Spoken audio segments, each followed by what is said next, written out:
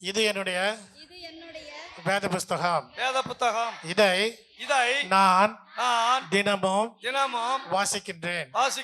இதிலே என் தேவாதி தேவன், என் கர்த்தாதி கர்த்தர், என் ராஜாதி ராஜா எனக்காக அநேக வாக்குத்தத்தங்களையும் உடன்படிக்கைகளையும் ஆசீர்வாதங்களையும் சொல்லி இருக்கிறார். இதோ இந்த என்னுடைய வேத புஸ்தகத்தை நான் தினமும் வாசிப்பதால் நேசிப்பதால் சுவாசிப்பதால் அவை எல்லாவற்றிற்கும் மேலாக விசுவாசிப்பதால் இதில் என் தேவன் சொல்லி அனைத்து வாக்குத்தத்தங்களும் உடன்படிக்கைகளும் ஆசீர்வாதங்களும் எனக்கு உரியதாகும். ஏனென்றால் நான் இயேசுவின் பிள்ளை. ஹல்லேலூயா. இயேசுவின் பிள்ளைகள் எல்லாருமே திரும்பவும் யோவான் எழுதின சுவிசேஷம் 12ஆம் அதிகாரம் வசனத்துல வாசிக்க போறீங்க. 23-24 புஷ்பா சிஸ்டர் வாசிக்க போறாங்க. அப்பொழுது இயேசு அவர்களை நோக்கி, மனுஷகுமாரன் மகிமைப்படும்படியான வேலை வந்தது. மெய்யாகவே நான் உங்களுக்கு சொல்லுகிறேன், கோதுமை மணியானது நிலத்தில் விழுந்து சாகாவிட்டால் தனித்திருக்கும், செத்தாகில் மிகுந்த பலனை கொடுக்கும். கண்களை மூடி நம்ம எல்லோரும் ஜெபத்திற்கு நேராக கடந்து செல்லலாம். எங்களை அதிகமாக நேசிக்கிற நல்ல தகப்பனே, நன்றி நிறைந்துள்ளத்தோடு ஸ்தோத்திரிக்கிறோம், துதிக்கிறப்பா. நாங்கள் தியானிக்கிற வசனங்கள் ஆண்டவரே உங்கள் சமூகத்தில் பிரீதியாக இருக்க உதவி செய்வீராக. ஒவ்வொரு பிள்ளைகளோடு நீர் இடைப்படுங்க, பேசுங்க, என்னை மறைத்து கொள்ளுங்க. நீர் கொடுக்குற மன்னா ஆண்டவரே பிள்ளைகளுக்கு ஆண்டவரே பிரயோஜனம் உள்ளதாக இருக்க தேவன் கிருபை பாராட்டுங்க. இயேசுவின் நாமத்தில் ஜெபிக்கிறோம் ஜீவனுள்ள நல்ல பிதாவே, ஆமென். உட்காருங்க பாப்பி. யாராவது யோவான் 12ஆம் அதிகாரம் வசனம் 24, 25, 26 படிங்க. ஆமென். யார் கனம் பண்ணுவா? என் பிதாவானவர் கனம் பண்ணுவாராம். அப்போ ஆண்டவர் நமக்கு ஒரு விஷயத்தை இங்கே சொல்கிறாரு. மெய்யாகவே நான் உங்களுக்கு சொல்லுகிறேன், கோதுமை மணியானது செத்தால் ஒழிய. அப்போ நம்ம என்ன சொல்கிறாரு? கோதுமை மணி யாருன்னு தான் சொல்கிறாரு? என்னை தான் சொல்கிறாரு. நம்மளாம் என்ன பண்ணோமா? சாவணுமா? நம்ம சாவணுமா? நீங்களே பேசினாதான் நான் பேசுவேன். அல்லேலூயா. ஆண்டவர் சர்ச்சைக்கு வந்தால் ஆசீர்வாதத்தை சொல்லுவார்னு பார்த்தா இங்கே சொல்கிறாரு நம்மளை சாவணும்னு சொல்கிறாரு. சாவறதுக்கா நம்ம சர்ச்சைக்கு வரோம்? சொல்லுங்களா, சாவறதுக்கா சர்ச்சைக்கு வரோம்? ஆண்டவர் சொல்கிறாரு, கோதுமை மணியானது நிலத்தில் விழுந்து சாகாவிட்டால் அது தனித்திருக்குமா. அப்போ நம்ம சாவலைன்னா ஆண்டவரோடு நமக்கு பங்கு இல்லையா அப்படின்னு நான் சொல்லலை, வேதம் சொல்லுது. அப்போ நம்ம சாகிறதுக்கு ரெடியா? இல்லை செத்துருக்கோமா? இல்லை சாவறதுக்கு நம்ம இன்னைக்கு ரெடியா? அல்லேலூயா. சாவறதுக்கு ரெடின்றவங்களா அல்லேலூயா சொல்லுங்களா. அப்போ சாவறதுக்கு எங்கள் பிள்ளைங்க ரெடியாக இருக்காங்க. ஆனாலும் ஆண்டவரை வார்த்தையை நம்ம கேட்டுட்டு ஆண்டவரோட நன்மை பெற்ற நம்ம மட்டும் என்ன பண்ண மாட்டோம்? அல்லேலூயாவும் வேணாம், ஆண்டவர் வேணாம். ஆண்டவர் கொடுக்குற ஆசீர்வாதம் மட்டும் நம்மளுக்கு போதுன்னு நம்ம என்ன பண்ணுவோம்? கம்முன்னு உட்காந்துருப்போம். அப்படி தானே? பிள்ளைங்க, அரிய பிள்ளைங்க, சின்ன பிள்ளைங்க சொல்லுது, ஆமே நான் சாகிறதுக்கு ரெடி அப்படின்னு சொல்லுது. ஆனால் உங்களால் என்ன பண்ண முடியல? பின்னாடி இருக்கவங்க இப்போ சொல்லுங்க, சாகிறதுக்கு ரெடியா? அல்லேலூயா.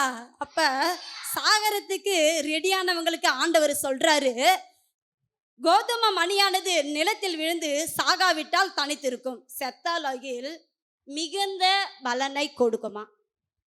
அப்போ நம்ம எப்படி சாவறது? நம்ம செத்துடணுமா? இப்போ நம்ம பிறந்துட்டோம், இப்போ உடனே நம்ம செத்துட்டோம்னா மிகுந்த கனிகளை கொடுக்க முடியுமா? எதில் சாவணும்னு சொல்கிறாரு? நம்ம மாம்சத்தில் ஆண்டவர் நம்மளை சாக வேண்டும் என்பதை விரும்புகிறாரு. நம்ம சுயத்தில் சாக வேண்டும் என்பதை ஆண்டவர் விரும்புகிறாரு. ஏன் ஆண்டவர் சுயத்திலையும் நம்ம மாம்சத்திலையும் சாக வேண்டும்னா, நம்ம மாம்சம் நம்ம பழமையான மனிதனை எப்பொழுதுமே என்ன பண்ணுமா? தூண்டுதல் படுத்திக்கிட்டே இருக்கும். நம்ம எதை உதறி தள்ளிட்டு இன்னைக்கு ஆண்டவரோட சமூகத்துக்கு ஆண்டவர் வேணுமென்று நம்ம வந்தோமோ அந்த காரியத்தை நமக்குள்ள என்ன பண்ணோம்? மறுபடியுமா உயிர்ப்பிக்க வைப்பான். மறுபடியுமா உயிர்ப்பிக்க வைப்பான். எடுத்தவங்க வாசிங்க. 1 யோவான் 2ஆம் அதிகாரம் வசனம் 16. ஏனெனில் மாம்சத்தின் இச்சையும் கண்களின் இச்சையும் ஜீவனத்தின் பெருமையும் ஆகிய உலகத்தில் உள்ளவைகள் எல்லாம் பிதாவின் உண்டாகவைகள் அல்ல, அவைகள் உலகத்தினால் உண்டானவைகள். அல்லேலூயா, அல்லேலூயா. ஆண்டவர் சொல்றாரு, உன் மாம்சத்தின் இச்சை, உன் கண்களின் இச்சை, ஜீவனத்தின் பெருமையும் என்ன பண்ணணுமா? என்ன பண்ணணும்? சாகணும்.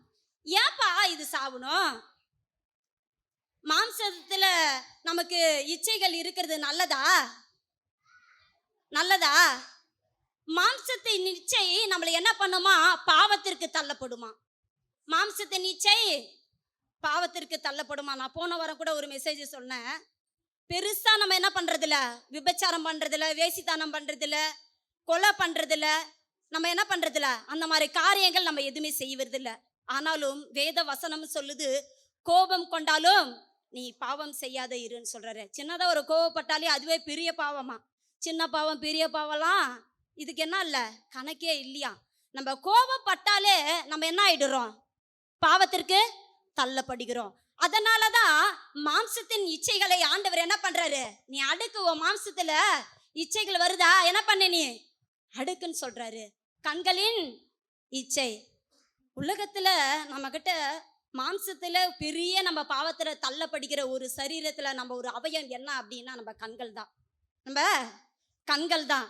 ஒருவேளை நம்ம சுவாசிக்கிறோம், கேட்குறோம், மற்ற எல்லா விஷயங்களும் செய்கிறோம், அது கூட நம்மளை அதிக பாவத்திற்கு தள்ளாது. ஆனாலும் நம்ம தினசரி நம்மளை நிதானித்து ஆண்டவர்கிட்ட நம்ம என்ன பண்ணுறோம்? ஒப்பு கொடுக்குறோம். ஆனால் இந்த கண்களில் பார்த்துட்டு கூட சில விஷயங்களை நம்மளால் மறக்கணும்னா என்ன பண்ண முடியாது? மறக்க முடியாது. அதனால தான் தன் கண்ணிற்கு பிரியமானவள் அப்படின்னு யார் சொல்கிறா? நியாயாதிபதி புஸ்தகத்தில் அவர் சொல்கிறாரு, என் கண்ணுக்கு அவள் பிரியமாக இருக்கிறா. தெலீலாயால் அவளுக்கு அவர் கண்ணுக்கு அவ்வளோ பிரியமா இருக்கலாம். அவகிட்ட இல்லாத ஒரு இன்ட்ரெஸ்டான ஒரு காரியம் அவ்வளோ மனசுக்கு பிரியமா இருக்கான். ஏவாள் பார்த்தவுடைய பார்வைக்கு புசிப்புக்கும் நல்லதா இருந்துச்சா. அவ பார்வையை பார்த்தவன அட்ராக்ஷன் செம்ம சூப்பரா இருந்துச்சா. நம் கண் எதை பார்த்து ரசிக்கிறோமோ அதுதான் வேத வசனமும் சொல்லுது. உன் கண் தெளிவாய் இருந்தால் உன் சரீரம் முழுவதும் தெளிவாய் இருக்கும். உன் கண் இருளா இருந்தா உன் சரீரம் முழுவதும் இருளா இருக்கமா. டோட்டல் காலி. நம்ம கண்ணுல சில பாவங்களை நம்ம பார்த்து நம் மறக்காவிட்டா நம்மளை அது என்ன பண்ணுமா? தூண்டுதல் பண்ணிக்கிட்டே இருக்கும். ஆனால் கண் நம்மளை தள்ளப்படும் காரியம் எங்கேயோ இருக்கோம்னா நம்ம வேடிக்கை காட்டும் பொருள்களாய், ஒரு பொருள் காட்சிகளாய் பிறருக்கு நம்ம நிற்போம். ஆனால் அதனால தான் ஆண்டவர் சொல்றாரு, மாம்சத்தின் இச்சையின் கண்களின் இச்சைகளை நம்ம என்ன பண்ணணுமா? அடக்கி ஆளணுமா. ஏன் அண்ணா? அது ஆண்டவர் கொடுத்தது இல்லை. இந்த உலகத்தில் உண்டானவைகள் எவைகளும் எது இல்லை, நம் பிதாவானவள் உண்டாகவே இல்லையா. ஆண்டவர் அதனால தான் ஜீவனத்தில் ஒரு பெருமை வருது. மனுஷனுக்கு உண்டாவது ஆண்டவர் எல்லா விஷயத்தையும் எல்லாருக்கும் ஆண்டவர் எதிர்த்து நிற்கவில்லை. ஒரே ஒரு மனுஷனுக்கு மட்டும் எதிர்த்து நிற்கிறாரு. யாருக்கு எதிர்த்து நிற்கிறானா? பெருமை உள்ளவனுக்கு கர்த்தர் எதிர்த்து நிற்கிறாராம். கர்த்தர் எதிர்த்து நின்றா நம்மளாம் என்ன பண்ண முடியும் சொல்லுங்களா? கர்த்தர் எதிர்த்து நின்றால் நம்மளால் என்ன செய்ய முடியும்? இந்த உலகத்திற்கு நம்மளால வாழ முடியுமா? ஒன்றும் பண்ண முடியாது. ஒண்ணுமே பண்ண முடியாது. பிள்ளைகளை இங்க என்ன கவனிங்களா? நீங்க ஏதோ ஒரு விஷயத்த பார்த்துட்டு உங்க அப்பா அம்மா கிட்ட ரொம்ப தொந்தரவு பண்ணி கேட்டீங்கன்னா அது என்னவா இருக்கும்? அது என்னவா இருக்கும்னு சொல்லுங்களா? உங்க அப்பா அம்மா கிட்ட காசே இருக்காது. ஆனா உங்க அப்பா அம்மாவை நீங்க என்ன பண்ணுவீங்க? தொந்தரவு பண்ணி ரொம்ப அழுது கஷ்டப்படுத்தி வாங்கிடுவீங்க. உங்க அப்பா அம்மா கிட்ட காசே இருக்காது. பக்கத்து வீட்டில் கடை வாங்கி கொடுக்குற சூழ்நிலைகளுக்கு உங்க அப்பா அம்மாவை நீங்க என்ன பண்ணக்கூடாது? தள்ளப்படக்கூடாது. மாம்சத்துல ஒரு பெருமை வருது. என்ன பெருமை வருதுன்னா, என்ன மாதிரி ட்ரெஸ்ஸிங்கில், என்ன மாதிரி நடத்தியில், என்ன மாதிரி பைபிள் வாசிக்கிறதுல, என்ன மாதிரி தேவ வசனத்தை போதிக்கிறதுல, என்ன மாதிரி பிரசங்கிக்கிறதுல யாருமே இல்லைன்ற நமக்கு என்ன இருக்கு, ஒரு மண்டையில ஒரு பெருமை இருக்கு. அல்லேலூயா. ஹalleluya. அந்த பெருமையை என் ஆண்டவர் வெறுக்கிறாரு. அல்லேலூயா. ஹalleluya. பெருமை உள்ளவனுக்கு தேவன் எதிர்த்து நிற்கிறாரு. ஆண்டவருக்கு எதிர்த்து நின்று நீ ஒரு பெரிய காரியங்களை செய்யறனா அந்த எல்லாம் என்ன ஆச்சு, அது ஒரு வேஸ்ட்னு ஆண்டவர் சொல்றாரு. மாம்சத்துல நமக்கு ஒரு காரியங்கள் உருவாகுது அப்படின்னா அதை நம்ம என்ன பண்ணணுமா, அடக்கி ஆள வேணும். அதுல நம்மளுக்கு ஒரு அழகா ஒரு டீச்சிங் சொல்லி கொடுத்துருக்க ஒரு டீச்சரு யாரு, பவுல் சொல்லியிருக்கிறாரு. கிறிஸ்துவோடு கூட நான் சிலுவையில் அறையப்பட்டேன்னு சொல்றாரு. அறைந்தேன்னு சொல்லிருக்காரு. நான் இல்லை அறைய போறேன்னு சொல்லல, இனிமேல்ட்ட நான் அறைய போறேன்னு சொல்லல. ஆண்டவர் என்ன சொல்லிருக்காரு, கிறிஸ்துவோடு கூட நான் அறையப்பட்டிருக்கிறேன். ஆனாலும் கிறிஸ்துவுக்கென்று என்ன பண்ணிருக்கிறாராம், அவரு பிழைத்தும் இருக்கிறாராம். நம்மளுடைய இப்ப நான் சொன்ன காரியங்கள், மாம்சம், கண்கள், இச்சைகள், மாம்சத்தின் பெருமைகள், ஜீவனத்தின் பெருமைகள் எல்லாத்தையும் என்ன பண்ணணுமா, ஆண்டவரோடு நம்மளால சில விஷயங்களை விடவே முடியாதுதான். நம்மளால முடியாது. ஏன் அப்படின்னா நம்ம மாம்சத்தில் அனுசரி தினமும் நம்மளால என்ன ப்ராக்டிக்கலாக நம்ம என்ன பண்ணுறோம், ஓடிக்கிட்டு தான் இருக்கிறோம். நம்மளுடைய வேலைகள் இருக்குது, நம்ம பிள்ளைங்க இருக்கிறாங்க, குடும்பம் இருக்குது, நிறைய சூழ்நிலைகள் இருக்குது. ஆனாலும் சூழ்நிலைகள் மத்தியில் சில காரியங்கள் நம்ம ஆண்டவருக்காக வைரேகமாக நிற்கும் போது, என் தேவன் உன் பலவீனத்தில் என் பலன் பூரணமாக எனப்படும் ஆண்டவர் சொல்லிருக்காரு. எப்போ சொல்லிருக்காரு, நம்ம விடணும்னு அந்த ஒரு வாஞ்சை இருக்கல்ல, என்னால் இது விடணும்னு நினைக்கிறேன், விடவே முடியல அப்படின்னு நம்மளுக்கு ஒரு உணர்வுகளை இருதயத்தை நம்மளுக்குள்ள, நம்ம இருதயத்தில் ஒரு உணர்வுகள் வருதல்ல, அப்போ என் ஆண்டவர் சொல்றாரு, உன் பலவீனத்தில் என் பலன் பூரணமா எனப்படுமா. பவுல் சொல்றாரு, எனக்கு ஒரு முள் கொடுக்கப்பட்டது, என்னால் முடியல ஆண்டவரேன்னு சொல்லி கேட்குறாரு. 3 முறை ஆண்டவர்கிட்ட கேட்குறாரு. ஆண்டவர் ஒரே ஒரு வார்த்தை தான் சொல்றாரு, நீ போ, என் கிருபை உனக்கு போதும், என் கிருபை உனக்கு போதும். நம்மளால விட முடியாத காரியங்களை நம்ம ஆண்டவர்கிட்ட கேட்கும்போது ஆண்டவர் என்ன பண்றாரு, நம் பலவீனத்தில் அவரு உதவி செய்கிறவராய் இருக்கிறார். ஆண்டவர் 2வது வசனங்கள் அந்த 24 படிங்களா, யோவான் 25 படிங்களா. இழந்து போவான், இந்த உலகத்தில் தன் ஜீவனை வெறுக்கிறவனோ அவன் நித்திய ஜீவ காலமாய் காத்து கொள்ளுவான். அல்லேலூயா. ஆண்டவர் அங்க சொல்லிட்டாரு. முன்னாடி ஆண்டவர் சிலுவையில் அடிக்கப்படுவதற்கு முன்பாகவே இந்த காரியத்தை சொல்றாரு. நான் மறிக்க போறேன், நான் பண்ண போறேன், நான் மறிக்க போறேன். அதுக்கான காரியத்தை தான் ஆண்டவர் நமக்கு முன்மாதிரியா நமக்கு சொல்லி கொடுத்தாரு. நான் மறிக்க போறேன்றத அவர் முன்மாதிரியா சொல்லி கொடுத்து, அவர் மரித்து 3ஆம் நாள் உயிரோடு வந்து உன்னோடும் என்னோடும் தேவ ஆவியானவராய் நம்மளோட இன்றைக்கும் என்ன பண்ணிருக்காரு, ஜீவிக்கிறவரா இருக்கிறாரு. அவர் முன்னாடி என்ன செய்ய போறன்றது சொல்லிட்டாரு. இப்ப நம்ம என்ன செய்யணும் அப்படின்றதுனால தான் அவர் நம்மளையே ஆவிக்குரிய வாழ்க்கையில நம்ம பலன் அடைய வேண்டும் என்றால் நம்ம மாம்சத்துக்குரிய காரியங்களை செத்து போகணும். நம்ம மாம்சமான காரியங்கள் நமக்குள்ள செத்து போகணும்னு சொல்லி ஆண்டவர் சொல்லி கொடுத்துட்டு, தன் ஜீவனை சிநேகிக்கிறவன் அதை இழந்து போவான், இந்த உலகத்தின் தன் ஜீவனை வெறுக்கிறவனோ அவன் அதை நித்திய ஜீவ காலமாய் காத்து கொள்ளுவான்னு ஆண்டவர் சொல்றாரு. நித்திய காலமாய் ஒரு விஷயத்தை நம்ம காத்து கொள்ளணும் அப்படின்னா ஆண்டவர், அதனால தான் நான் ஒரு விஷயங்களை இப்போதான் ஒரு வாரத்துக்கு முன்னாடி தான் அதை நான் யோசிச்சு பார்த்தேன். லோத்தோட மனைவி என்ன பண்ணிட்டா, ஆண்டவர் சொல்றாரு, உன் ஜீவன் தப்பித்து கொள்ளும்படி இந்த இடத்துல நீ நிற்காத, நீ என்ன பண்ணு, ஓடிப்போன்னு சொல்றாரு. ஆண்டவர், நீ திரும்பி பார்க்காத, நிற்காத, இந்த இடத்துல நிற்காத, சமபூமியில நிற்காத, நீ என்ன பண்ணு, உன் ஜீவன் தப்பும்படி நீ என்ன பண்ணு, இந்த இடத்த விட்டு ஓடிப்போன்னு சொல்றாரு. ஆனாலும் அவளுக்கு என்ன ஒரு ஆசை இருந்திருக்கும், லோத்து ரொம்ப ஒரு செல்வந்தன் தெரியுதானே. லோத்து ஆபிரகாமோ பூமி தாங்க கூடாதபடிக்கு அவர் என்ன பண்ணுறான், பெரிய சீமந்தனா இருந்தாங்களாம். அப்ப அவருக்குள்ள அந்த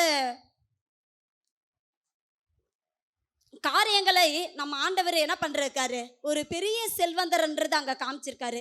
அவருக்கு 2 பெண் பிள்ளைங்க இருக்காங்க. அந்த 2 பிள்ளைகளையும் அழிச்சிட்டு வரும்போது அவருக்குள்ள ஒரு தாட் இருந்திருக்கும். ஒருவேளை லோத்து நினைச்சிருக்கலாமா, லோத்து என்ன பண்றாங்க, லோத்து தன்னுடைய இருதயத்தில் அவர் என்ன பண்றாரு, அவர் பரிசுத்தவான். அவர் என்ன பண்றாரு, அந்த தேசத்திற்கு வெளியே உட்கார்ந்து பார்த்துக்கிட்டு இருக்காரு. தேசத்துல இப்படியான கொடுமை நடக்குதே, என்ன பண்றதுன்னு சொல்லிட்டு அவர் தன்னை தனித்து நின்று அவர் அங்க காமித்து கொள்கிறாரு. ஆனாலும் தன்னுடைய மனைவிக்கு சொன்ன கற்பித்த கட்டளைகளை அவை கேட்காத பின்னிட்டு திரும்பி பார்க்கிறார். அப்ப அவளுக்கு என்ன ஆசை இருந்திருக்கும்னு கொஞ்சம் யோசிச்சு பாருங்களா. லூக்கா எடுங்களா, லூக்கா 17ஆம் அதிகாரம் வசனம் 30 படிங்களா.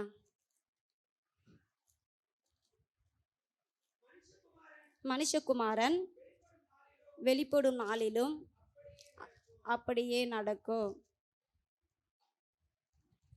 லூக்கா 17.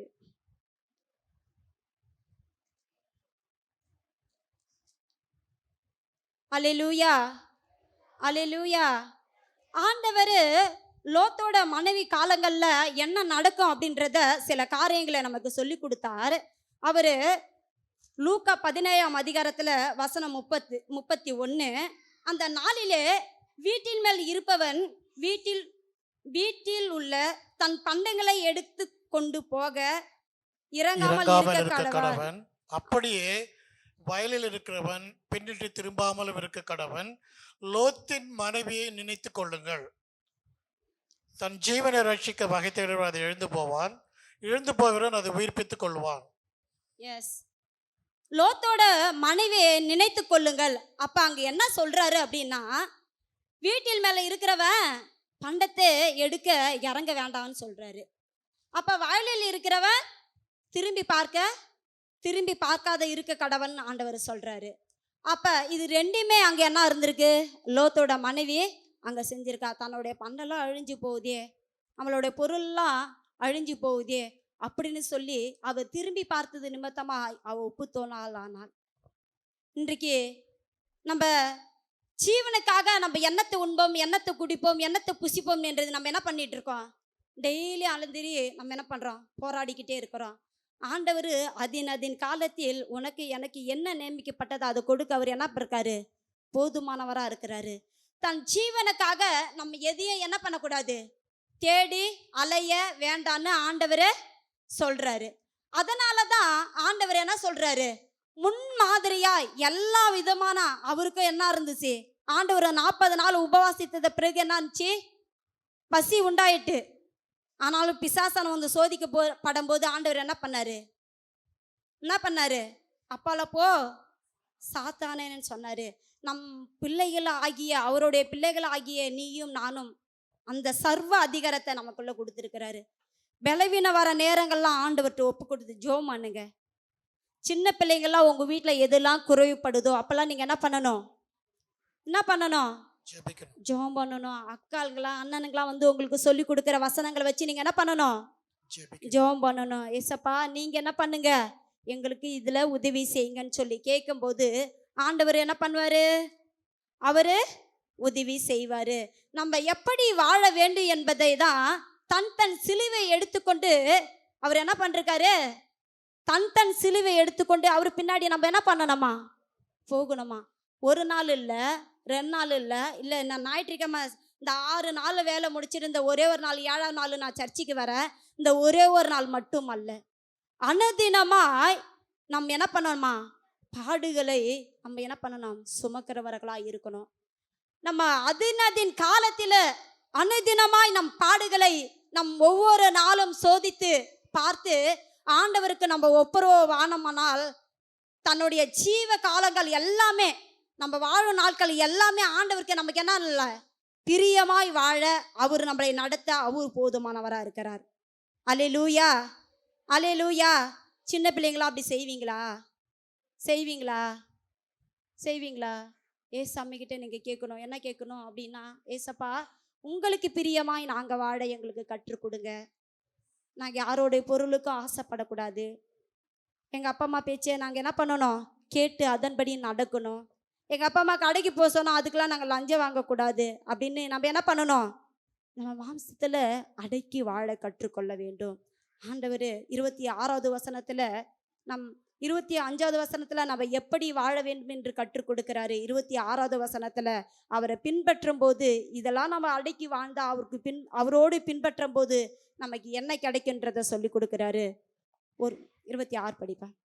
ஒருவன் எனக்கு ஊழியம் செய்கிறவனானால் ஒருவன் எனக்கு ஊழியம் செய்கிறவனானால் என்னை பின்பற்ற கடவன். என்னை பின்பற்ற கடவன். நான் எங்கே இருக்கிறானோ நான் எங்கே இருக்கிறேனோ அங்கே அங்கே என் ஊழியக்காரனும் இருப்பான். என் ஊழியக்காரனும் இருப்பான். ஒருவன் எனக்கு ஊழியம் செய்தால் ஒருவன் எனக்கு ஊழியம் செய்தால் அவனை அவனை பிதாவானவர் பிதாவானவர் கனம் பண்ணுவார். கனம் பண்ணுவார். அல்லேலூயா, அல்லேலூயா. ஆண்டவர் சொல்லிட்டாரு, நம்ம மாம்சத்தை அடக்கி வாழணும். தன் ஜீவனை நம்ம அனுதினமாய் நம்ம என்ன பண்ணணும், நம்மளோட ஜீவனுக்காக நம்ம எப்படி வாழ வேண்டும் என்பதை கற்றுக் கொடுத்துட்டு என்னை பின்பற்றி அவருடைய தன் சிலுவையை எடுத்துக்கொண்டு தன்னை பின்பற்றி வர அவர் விரும்பினால் நம்ம என்ன பண்ணணுமா, அவருக்கு ஊழியம் செய்யணுமா, அவருக்கு ஊழியம் செய்யணுமா. அவருக்கு ஊழியம் செய்யறது இங்க என்ன ஆல்டர்ல ஏறி ஆண்டவருக்கு பிரசங்கிக்கிறது மட்டுமா, இல்ல ஊர் ஊரா போயிட்டு ஆண்டவர் வார்த்தையை சொல்லுவது மட்டுமா, இல்ல நம்ம டாக்ஸ் கொடுக்குறோமே அது மட்டுமா, இல்ல ஆண்டவர் நாமத்தை சொல்லி நம்ம இல்லாதவங்களுக்கு சாப்பாடு கொடுக்குறோமே அது மட்டுமா. ஆண்டவர் சர்ச்சில் ஒரு குப்பையை எடுத்து நம்ம வெளியில ஆண்டவர் நாமத்திற்கின்ற மகிமை உண்டாகும்படி நம்ம போட்டாலே அதுவே ஆண்டவருடைய ஊழியம் தான். அதை தான் ஆண்டவர் சொல்றார், ஒருவன் எனக்கு ஊழியம் செய்கிறவனானால் என்னை பின்பற்றிய. யாருக்கு ஊழியம் செய்கிறவ, நம்ம ஃபவுண்டர் ஐயாவுக்கு இல்லை, நம்ம சுந்தர் சாருக்கு இல்லை, நம்ம தியோப்ளஸ் சாருக்காக இல்லை, நம்ம கோமதி அக்காவுக்காக இல்லை, இங்கே வேலை செய்கிற ஊழியம் செய்கிற பிங்கி அக்காவுக்காக இல்லை. யாருக்காக, நம்ம ஆண்டவருக்கு ஊழியம் செய்கிறவர்களானால் அவரை பின்பற்றுமா. யாரை பின்பற்றணும், மனுஷனை பின்பற்ற சொல்றாரா, இயேசுவானவரை பின்பற்ற கடவுள். ஏன் அப்படின்னா அவர் தான் ஒழுங்கும் கிரகமாய், அவர் நேர்த்தியாய், அவருடைய இங்கே கொடுக்கப்பட்ட வாழ்க்கையை நேர்த்தியாய் ஒரு தவறுகளும் இல்லாத அவர் முடிச்சு கொடுத்தாரு என் பிதாவுக்கு. அல்லேலூயா. பரிசுத்தமாய் வாழ்ந்தார். அவர் வாழ்ந்த நாட்களெல்லாம் பயங்கரமான ரொம்ப ஒரு பரிசுத்தமான வாழ்க்கையை வாழ்ந்த ஆண்டவருக்கு நமக்கு முன்மாதிரியா வாழ்ந்து காமிச்சாரு. அதனாலதான் சொல்றாரு, என்ன பின்பற்றி வர கடவான்னு சொல்றாரு. நான் எங்கே இருக்கிறேனோ அங்கே என் ஊழியக்காரனும் இருப்பான்னு சொல்றாரு. அல்லேலூயா. ஒரே ஒரு வசனத்தை கூட நம்ம வாசிக்கலாம். யோவான் 15ஆம் அதிகாரம். ஆண்டவருக்கு நம்ம ஊழியம் செய்ய ஒரே ஒரு தகுதி என்ன அப்படின்னு சொன்னா, நம்ம ஆண்டவரோடு இணைந்திருப்பது மட்டும்தான். நம்ம ஆண்டவரோடு இணைந்திருப்பது மட்டும்தான். ஆண்டவரோடு இணைந்தால் மட்டும்தான் நம்மளால் ஊழியம் செய்ய முடியும். நமக்கு தேவ வசனங்களை கரைச்சி குடிச்சிருக்கலாம், ராம் முழுவதும் ஜெபிக்கலாம், நம்ம என்ன பண்ணலாம், நிறைய வசனங்களை நம்ம போதிக்கலாம். ஆனாலும் எல்லாம் இருந்து என் ஆண்டவருக்குள்ளே நீ பிணைப்பாய் இல்லை என்றால் எல்லாம் வேஸ்ட்டு, எல்லாமே வேஸ்ட். அதை தான் ஆண்டவர் சொல்றாரு, நீங்க என்னிலும். 7வது வசனம் படிப்பா. நீங்க என்னிலும் என் வார்த்தை உங்களிலும் நிலைத்திருந்தால் நீங்க கேட்டுக்கொள்வது எதுவோ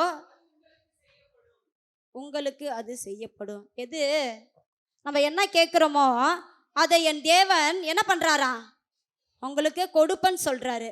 அப்ப எப்படி இருந்தா, அவருடைய வார்த்தையில் நம்ம நிலைத்திருந்தால், அவருடைய வார்த்தையில் நிலைத்திருந்தால். இங்க கவனிங்களா, ஏசு சாமி உங்களைன்னு நீங்க இந்த இடத்துல இந்த தப்பு பண்ணக்கூடாது, திருடக்கூடாதுன்னு சொன்னா ஆண்டவர் நீங்க திருடாம இருந்தா ஆண்டவர் உங்களை என்ன பண்ணுவாரா, நீங்க என்ன கேட்குறீங்களோ, எதுக்காக இப்போ ஒரு ரூபா உங்க வீட்டில் ஏதாவது காசு திருடுவீங்க, ஏதோ ஒரு சாக்லேட் வாங்குறதுக்காக திருடுவோம், அப்பா அம்மா கிட்ட ஏதோ ஒரு பேண்டு வாங்குறதுக்காக திருடுவோம். ஆனா என் தேவன் நீங்க திருடாத தேவன்கிட்ட கேட்டா, ஏசு சாமி கிட்ட கேட்டா அது உங்களுக்கு என்ன பண்றாரா, கொடுக்குறாராம்.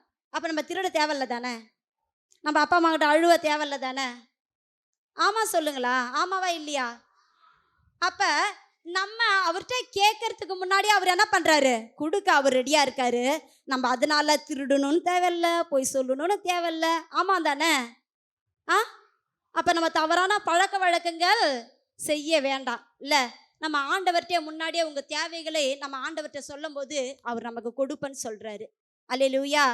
ஊழியம் செய்கிற நம்மளும் அவருடைய வார்த்தையின்படி நடக்க, அவருடைய வார்த்தையின்படி நம்ம கற்றுக்கொள்ள, அவருடைய வார்த்தையின்படி நம்ம செய்ய, அதனால தான் என் ஊழியக்காரன் எங்கே உண்டோ அங்கே நான் இருக்கிறேன்னு சொன்னாரு. தாவீதுகிட்ட தாவீதை தான் ஆண்டவர் சொல்றாரு, நீங்க இருதயத்துக்கு ஏற்றவனேன்னு சொன்னாரு. ஏன்னா அவர் சொல்லாத எதையும் அவர் தன்னுடைய திறமைகளை வைத்து தன்னுடைய ஆஸ்திகளை வைத்து அவர் எதுவுமே என்ன பண்ணல, ஆண்டவருக்கு செய்யவே இல்லை. ஆலயம் கூட ஆண்டவருக்கு கட்டணும்னு சொன்னாரு. ஆனாலும் என் தேவன் சொன்னாரு நீ கட்ட வேணான்னு சொன்ன உடனே ஸ்டாப் பண்ணிட்டாரு. நல்ல விஷயம் தானே ஆண்டவருக்கு ஆலயம் கட்டுறது. ஆனாலும் தேவன் அதை கூட வேண்டாம்னு சொன்ன உடனே தாவீது ஓகே ஆண்டவரை நான் செய்ய மாட்டேன் அப்படின்னு சொல்லிட்டாரு. பாருங்களா, நம் ஆண்டவர் என்ன சொல்லி கொடுக்குறாரோ அதை மட்டும் நம்மளை செய்தால் போதும். நம்மக்கிட்ட இருக்கிறத வச்சு தான் அவரு சொல்லுவார். அதனால தான் நான் இந்த ஒரு சின்ன விஷயங்களை கூட நான் சொல்லிட்டு இதை முடிக்கிறேன். கிரேக்கர்கிட்ட படிக்காத பேதுரு ஆண்டவர் எடுத்து என்ன பண்ணுறாரு, பேச சொல்கிறாரு. படிக்காதவன்கிட்ட போயிட்டு நல்லா படித்த பவுலை போய் போதின்னு சொல்கிறாரு.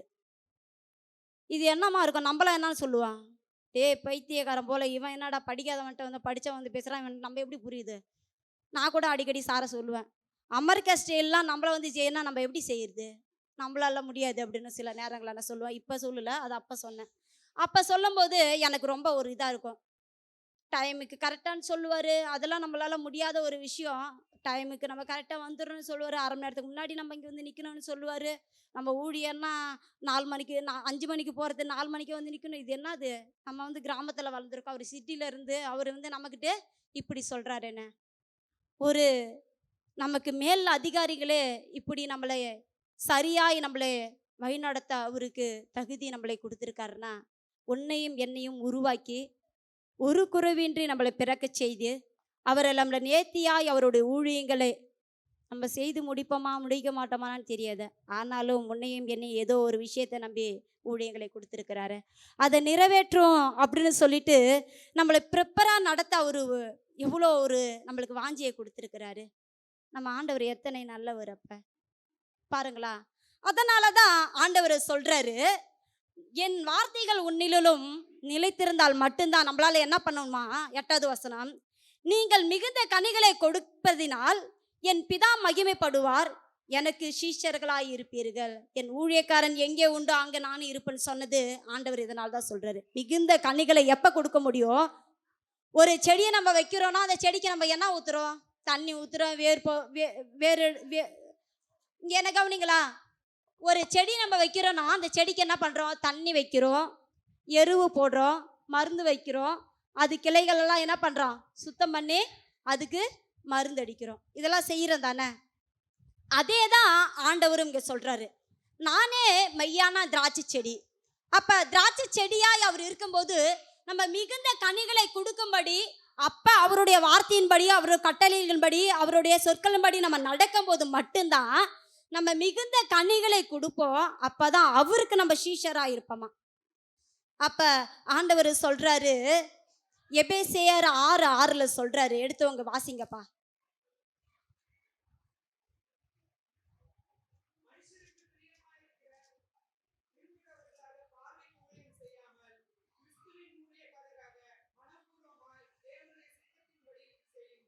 அல்லேலூயா. மனுஷன் பிரியப்படுகிற காரியங்களை என்ன பண்ணக்கூடாது, செய்யக்கூடாதுன்னு ஆண்டவர் சொல்கிறாரு. மனுஷருக்கு விரும்புகிறவர்களாய் பார்வைக்கு ஊழியம் செய்யாமல் கிறிஸ்துவின் ஊழியக்காரனாக மனப்பூர்வமாய் தேவனுடைய சித்தத்தின்படி செய்யுங்கள். அல்லேலூயா, அல்லேலூயா. மனுஷனுக்கு பார்க்குற மாதிரி நம்ம ஆக்டிங்குக்கே வேலையே இருக்கக்கூடாது. நம்ம ஆக்டிங்லாம் ஆண்டவருக்கு என்ன பண்ணாது, வேலைக்கே ஆகாது. அதுதான் நான் அடிக்கடி சொல்லுவேன், நம்மளுடைய ஆக்டிங்கை பார்த்து ஆண்டவர் நம்மளை கூப்பிடல, நம்மக்கிட்ட ஒன்றுமே இல்லாத நேரத்தில் தான் நீ என்ன பண்ணு வான்னு சொல்லி கூப்பிட்டாரு. ஆண்டவருக்கு ஆக்டிங் பண்ணுற ஊழியக்காரங்களுக்கோ இல்லை ஊழியக்கார பிள்ளைகளோ ஊழியக்காரர் செய்கிற மாதிரி நம்ம என்ன பண்ணக்கூடாது, நடிக்கவே வேண்டாம். என் ஊழியக்காரன் எங்கே உண்டோ நாங்கள் இருக்கிறேன்னு சொல்லிருக்காரு. நம்ம இல்லாதவைகளை ஆண்டவர் என்ன பண்ணணும், கேட்கணுன்னு தான் சொல்கிறார். அதை தான் நான் உனக்கு தருவேன்னு சொன்னார். அதை தான் தருவேன்னு சொல்றாரு. கேட்பீங்களா? மனப்பூர்வமாய் தேவனுடைய சித்தத்தின்படி செய்கிற யாரா இருந்தாலும் நான் ஆண்டவருக்கு தான் சித்தமான காரியங்களை செய்வேன்னு சொல்றவங்க மாத்திரம் எழுந்திருச்சு கண்களை மூடி ஆண்டவருக்கு நேராக தன்னை ஒப்பு கொடுத்து, ஏசப்பா, நீ இம்மட்டமா என்னை நடத்தி வந்தீங்க. என் சுயமோ பலமோ ஆளுகை செய்யாதவனமாய் நீர் எங்களை பலப்படுத்திக்கிற ஆண்டவராய் இருக்கிறீர். கண்களை மூடுங்கப்பா, பேசக்கூடாது. ஒரு நிமிஷம் அப்படியே ஆண்டவரை நோக்கி பாருங்க.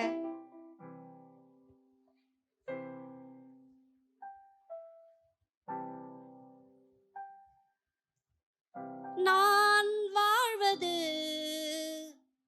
உமக்காக, உமது ஊழியம் செய்வதற்காக. நான் வாழ்வது உமக்காக, உமது ஊழியம் செய்வதற்காக.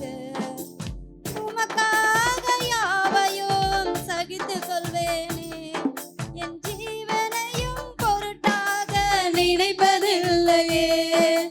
உமக்காக யாவையும். கரங்களை தூக்கி சொல்லுங்களா? கரங்களை தூக்கி ஆண்டவர்கிட்ட ஒப்பு கொடுங்க. ஆண்டவரே, நாங்க இணைப்பு நாளா எங்களோட மாம்சத்துல வாழ்ந்திருக்கலாம். நீ தந்த ஊழியத்தை கொடுத்த ஊழியங்களை நாங்க நிறைவேற்ற எங்க மாம்சத்துல நாங்க சாகுறோம். தந்த ஊழியத்தை நிறைவேற்றிட ஆசையுடன் தினம் ஓடுகிறேன், ஆசையுடன் தினம் வாடுகிறேன். உமக்காக யாவையும் சகித்துக் கொள்வேனே, என் ஜீவனையும் பொருட்டாக நினைப்பதில்லையே. உமக்காக யாவையும் சகித்துக் கொள்வேனே, என் ஜீவனையும் பொருட்டாக நினைப்பதில்லையே. நீ தந்த ஊழியத்தை நிறைவேற்றிட, நீ தந்த ஊழியத்தை நிறைவேற்றிட ஆசையுடன் தினம் ஓடுகிறேன், ஆசையுடன் தினம் ஓடுகிறேன். எங்களை அதிகமா நேசிக்கிற நல்ல தகப்பனே, இந்த சிறு பிள்ளைகள் மத்தியில் ஆண்டவரே நீர் அசைவாடினதற்காக உமக்கு நன்றி ஆண்டவரே. பிள்ளைகள் உம்மை அறிந்துகிற அறிவை ஆண்டவரே பிள்ளைகளுக்கு நீர் போதித்ததற்காக உமக்கு நன்றி ஆண்டவரே. எங்க சுயத்துல ஆண்டவரே நாங்க சாக ஆண்டவரே, மாம்சம் மரணத்தை உண்டாக்கும் ஆண்டவரே, ஆனாலும் ஆவியோ ஆண்டவரே ஜீவனையும் சமாதானத்தை உண்டாக்கும் என்று வேதத்திலே நாங்கள் வாசிக்கிறோமே. எங்களுக்கு ஜீவ சமாதானத்தை கொடுங்க ஆண்டவரே. எங்க பிள்ளைகள் ஆண்டவரே தலைமையில் ஆண்டவரே இந்த ஜீவ சமாதானம் இருக்கட்டும். எங்க பிள்ளைகளுக்கு ஆவியானவர் போதிக்கிற போதனை இருக்கட்டும் ஆண்டவரே. ஆவியானவர் மாத்திரம் ஆண்டவரே பிள்ளைகளை வழிநடத்துங்க ஆண்டவரே. எங்களை போகும் வரை வரும் வரை ஆண்டவரே இம்மட்டமாய் நடத்தி வந்தீங்க. உங்க பிரசன்னம் மாத்திரம் வழி நடத்திட்டோம். இயேசுவின் நாமத்தில் செபிக்கிறோம் ஜீவனுள்ள நல்ல பிதாவே, ஆமென். அல்லேலூயா, அல்லேலூயா.